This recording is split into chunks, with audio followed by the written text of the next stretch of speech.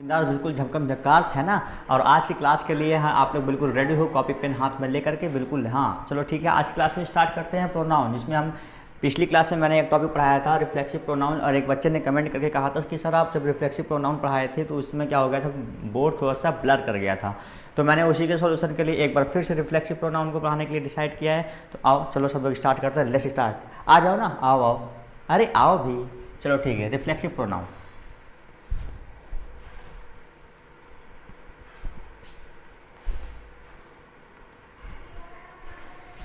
देखिए, reflexive pronoun क्या होता है। Reflexive pronoun are pronoun that are used to show that the subject of the sentence receiving the action of the verb. यही line बहुत important, receiving the action of the verb. इसमें क्या होता है, reflexive pronoun में हम कुछ term का यूज करते हैं, जैसे himself, my self, your self, in term का यूज करते हैं। और ये करते क्या हैं कि सब्जेक्ट मतलब उस सेंटेंस में होने वाला जो वर्ब है, उस वर्ब का एक्शन उठा करके सब्जेक्ट पे दिखा देता है ना। यानी वर्ब का एक्शन फिर से किस पे आता है, सब्जेक्ट पे।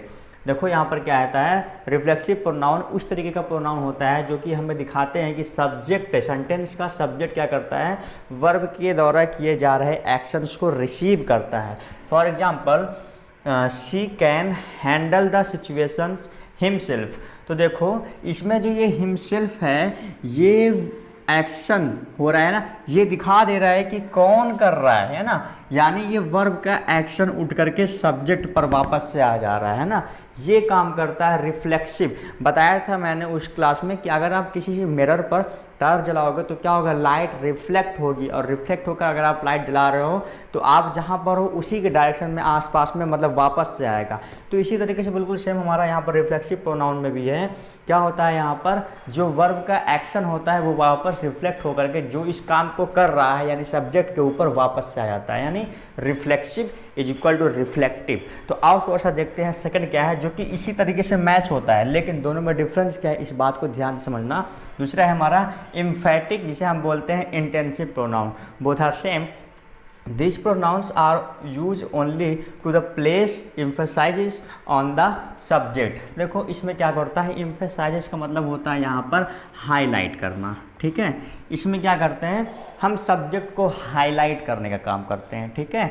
देखो कह रहा है ना, these pronouns are used only to place emphasises on the subject, यानी सब्जेक्ट को हाईलाइट करने के लिए हम इनका यूज़ करते हैं। और दोनों में हम सेम टर्म का यूज़ करते हैं। देखो him self, my self, your self, इधर भी my self, your self, him self, it self, ये सब कुछ दोनों में सेम होता है।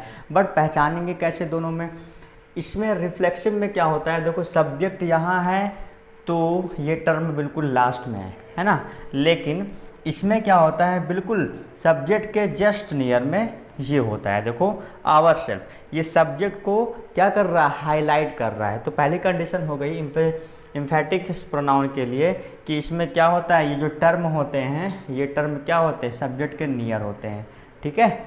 और दूसरी टर्म क्या हो गई कि ये सब्जेक्ट को मॉडिफाइड करने का यानी हाईलाइट करने का काम करते हैं, ठीक है। मॉडिफाइड नहीं, हाईलाइट करने का काम करते हैं। We our self must to go police station. तो देखो यही जो है ना, सबसे पहली कंडीशन कि ये नियर टू सब्जेक्ट होगा, है ना। दूसरी कंडीशन कि ये जो होगा सब्जेक्ट को क्या करेगा, हाईलाइट करेगा, यानी नियर टू सब्जेक्ट और हाईलाइट, ये दो बात याद रखना।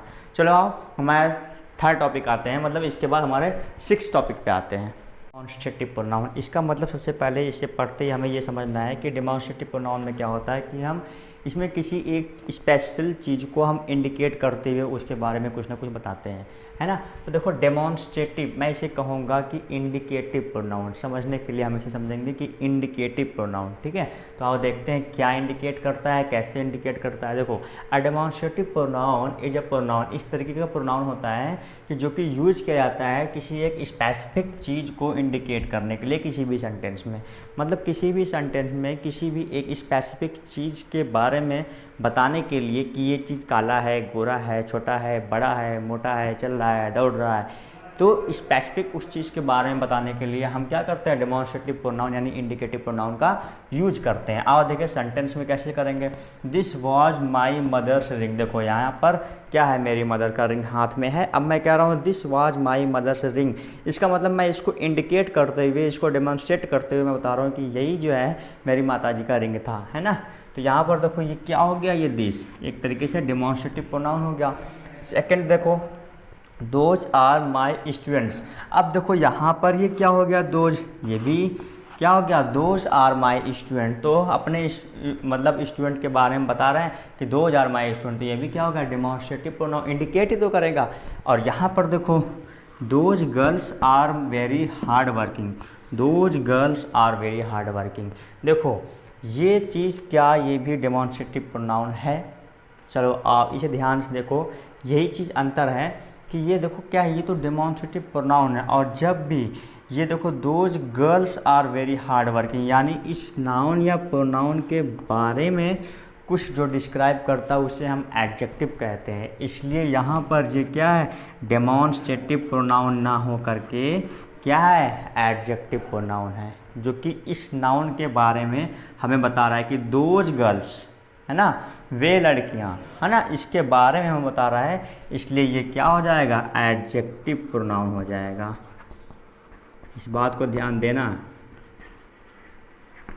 ठीक है। चलो आओ हम इसके बाद टॉपिक नंबर 7 पे चलते हैं।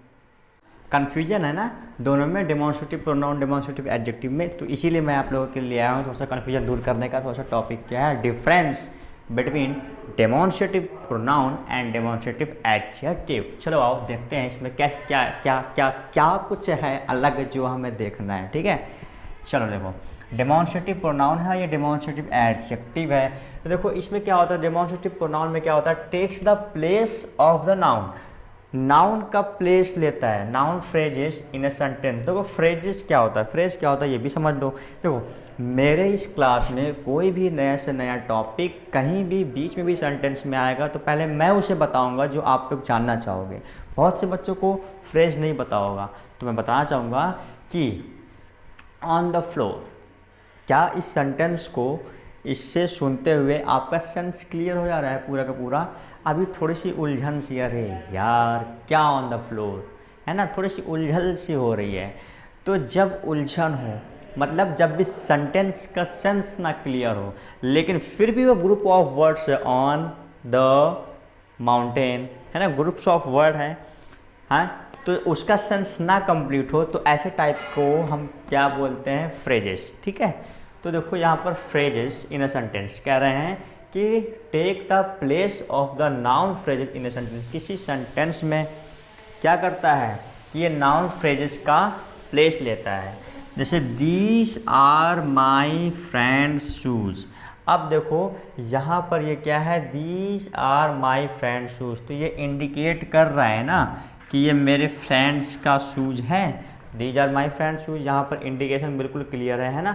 इधर देखो, a demonstrative adjective is always followed. देखो अच्छा एक मिनट और रुक जाओ, देखो ये फ्रेजेस का टर्म यहाँ पर क्या यूज हुआ, इसका मतलब और जो फ्रेज में होता है कि वो किसी सेंटेंस का पार्ट होता है। तो यहाँ पर देखो, यहाँ पर कुछ कहानी पहले से कही गई है, जो कहानी लगातार चल रही है उसी में बीच में कहीं टपक पड़ा होगा क्या, these are my friend shoes.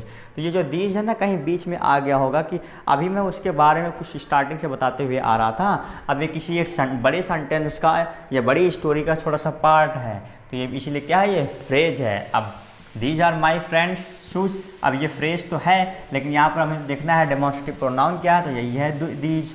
अच्छा इधर देखो, डेमोन्स्ट्रेटिव एडजेक्टिव में क्या होता है, अ demonstrative adjective is always followed by a noun in a sentence. क्या कर रहा है कि किसी भी सेंटेंस में नाउन के द्वारा इसे फॉलो किया जाता है। देखो दीज शूज आर हिज, तो ये देखो क्या था, दीज शूज नाउन के थ्रू इस दीज को क्या क्या फॉलो किया जा रहा है कि हाँ यही वाला शूज, यही वाला जूता, है ना, तो इसको फॉलो किया जा रहा है हमेशा से, तो इसलिए क्या ये डेमोन्स्ट्रेटिव एडजेक्टिव। वैसे भी देखना डेमोन्स्ट्रेटिव एडजेक्टिव जहाँ कहीं भी होगा ना, मोस्टली क्या होगा, इसी के जस्ट तुरंत बाद नाउन या प्रोनाउन दिखता है हमें।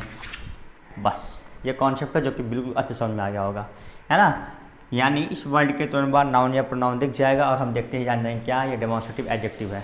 चलो ठीक है, आते हैं हम अगले टॉपिक पे, क्योंकि हमारा है रेसिप्रोकल प्रोनाउन। देखो रेसिप्रोकल का मतलब क्या होता है, ये रहा चौक, ये वाला टर्म इधर आ जाए और ये तब आएगा जब इससे ये बात कर रखा होगा कि हाँ मैं आपकी पोजीशन पर आ सकता हूँ, तो इसने कहा हाँ आ सकते हो, तो ये लो ये आ गया इधर। फिर ये कहेगा मुझे अपनी पोजीशन पर जानी है, आने दो मुझे ये वाला, तो ये आ गया इधर, है ना। यानी ये क्या है, रेसिप्रोकल है। यानी इसमें क्या करना है, एक ये है और एक ये है, दोनों में इतनी अच्छी म्यूचुअल बॉन्डिंग होगी कि ये दोनों क्या कहेंगे कि हम जो कुछ भी करेंगे एक दूसरे की अंडरस्टैंडिंग से करेंगे। अब इसमें देखते हैं रेसिप्रोकल प्रोनाउन में क्या होता है। Reciprocal pronoun are pronoun that are used to refer to a mutual set of people. यही लाइन इंपॉर्टेंट है, म्यूचुअल सेट ऑफ पीपुल। लोगों में क्या होगा, एक तरीके की अंडरस्टैंडिंग होगी कि हाँ हम जो कुछ भी कर रहे हैं तो उसकी खबर अगले को होगी। यहाँ देखो इन टर्म का यूज़ करते हैं, each other, each others, one and others, ठीक है। देखो they had remembered each others phone number. देखो अब अगर फ़ोन नंबर एक दूसरे में जान रहे हैं एक दूसरे का, तो दे हैड रिमेंबर, दोनों को पता है एक दूसरे का फ़ोन नंबर, है ना। तो इसमें क्या है, ईच अदर ये जो टर्म है ये वाला इससे रिलेट कर रहा है ना। They had remember each other यानी एक दूसरे से, है ना। ईच अदर माने एक दूसरे से, क्या अपना फ़ोन नंबर जो है इन दोनों को पता है एक दूसरे का फ़ोन नंबर। तो वही कह रहे हैं यहाँ पर क्या होते हैं कि हमें आपस में म्यूचुअल अंडरस्टैंडिंग होती है कि हम जो कुछ भी काम करेंगे तो उसमें एक दूसरे की अंडरस्टैंडिंग होनी ज़रूरी है, एक दूसरे उस बात को जानना ज़रूरी है। एक मिनट पानी पी लो।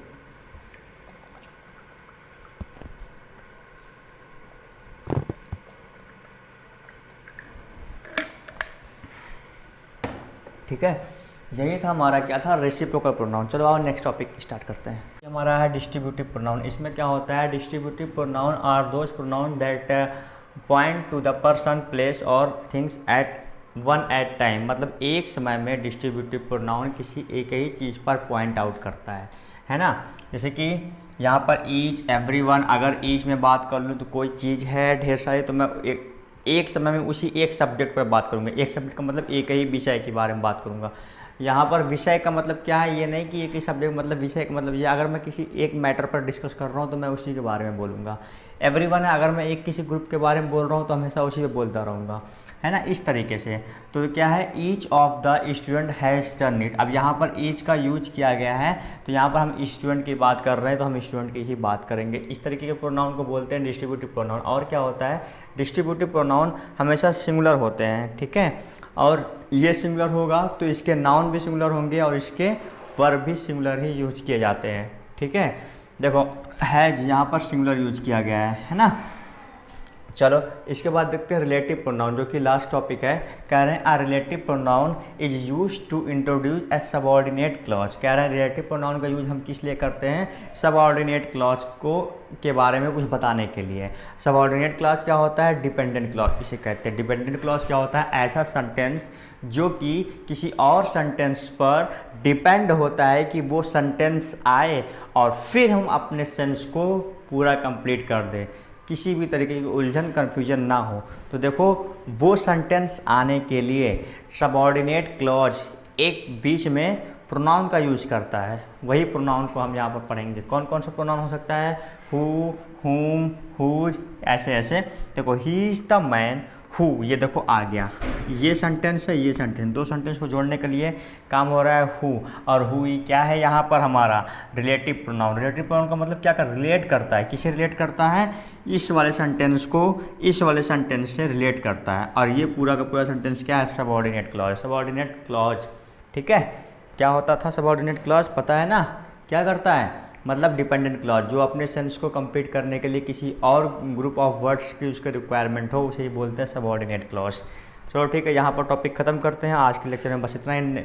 अगले टॉपिक पे हम कुछ नया पढ़ने की कोशिश करेंगे या फिर इसी पे हम कुछ क्वेश्चन बेस कर लेंगे, ठीक है। क्वेश्चन ये है कि जितनी भी मैंने अभी तक वीडियोज बनाई हैं उन सब का PDF मैं सैटरडे तक जो है उसके सैटरडे की जो मेरी लास्ट वीडियो होगी उनकी उस दिन मैं उसमें पूरा स्टार्टिंग से अभी तक जितना पढ़ाया है सारी PDF अपलोड कर दूँगा।